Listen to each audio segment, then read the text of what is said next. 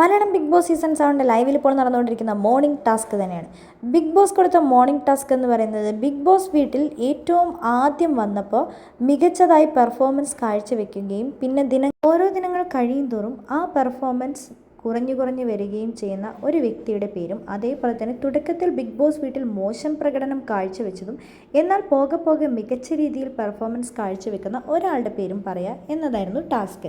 നമ്മളുടെ അനുമോള് പറഞ്ഞത്, big boss വീട്ടിൽ വന്നപ്പോൾ എനിക്ക് ഏറ്റവും അധികം സ്ട്രോങ് ആയി ഒറ്റയ്ക്ക് നിന്ന് ഗെയിം കളിച്ചത് അനീഷേട്ടനാണെന്നാണ് എനിക്ക് തോന്നിയത്. അനീഷേട്ടൻ വന്നപ്പോൾ പറഞ്ഞു, ഫ്രണ്ട്സ് ഒന്നും വേണ്ട, ഞാനിവിടെ ഗ്രൂപ്പിസം കളിക്കില്ല, എപ്പോഴും സൈലൻ്റായി സ്ട്രോങ് ആയി നിന്ന് ഗെയിം കളിക്കുന്ന ഒരാളായിരുന്നു. ഇപ്പോൾ കുറച്ച് 25 ഡേയ്സ് കഴിഞ്ഞപ്പോൾ അനീഷേട്ടൻ വീക്കായി താഴേക്ക് പോകുന്നത് പോലെ എനിക്ക് തോന്നിയിട്ടുണ്ട്. മികച്ച പെർഫോമൻസ് കാഴ്ചവെക്കുന്നത് നൂറ തന്നെയാണ്. വന്നപ്പോൾ ഭയങ്കര വീക്കായിരുന്നെങ്കിലും അതിലെൻ്റെ ഷാഡോ ആയിട്ട് മാറിയിട്ടുണ്ടായിരുന്നെങ്കിലും ഇപ്പോൾ ഏറ്റവും അധികം നല്ല സ്ട്രോങ് ആയിട്ട് മാറിയിട്ടുള്ളത് നൂറയാണെന്നാണ് അനുമോൾ പറഞ്ഞത്. ആ സമയത്ത് ഷാനവാസ് ഇങ്ങനെ ചോദിക്കുന്നുണ്ട്, എന്താ പറയുന്നത്, ആതിരേനെയാണോ പറയുന്നത് എന്നൊക്കെ പറയുമ്പോൾ നല്ല മാസ്സായിട്ടാണ് അനുമോൾ ആ ഒരു ഡയലോഗൊക്കെ പറയുന്നത്. നിഴലായി, ഇപ്പോൾ സ്ട്രോങ് ആയി, മാറി എന്നൊക്കെ പറഞ്ഞിട്ടുണ്ട്. എല്ലാവരും പൊട്ടിച്ചിരിക്കുന്നുണ്ട്, കൈയൊക്കെ അടിക്കുന്നുണ്ട്.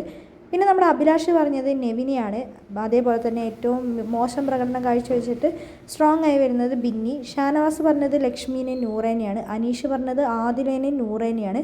നെവിൻ പറഞ്ഞത് അനുമോളെയും ബിന്നീനെയുമാണ്. അക്ബർ പറഞ്ഞത് നെവിനെയും സാബുമാനെയുമാണ്. ജിസേൽ പറഞ്ഞത് ഒനീലിനെയും നെവിനെയുമാണ്. ബിന്നി പറഞ്ഞത് അനുമോളെയും അതേപോലെ തന്നെ ഒനീലിനെയുമാണ്.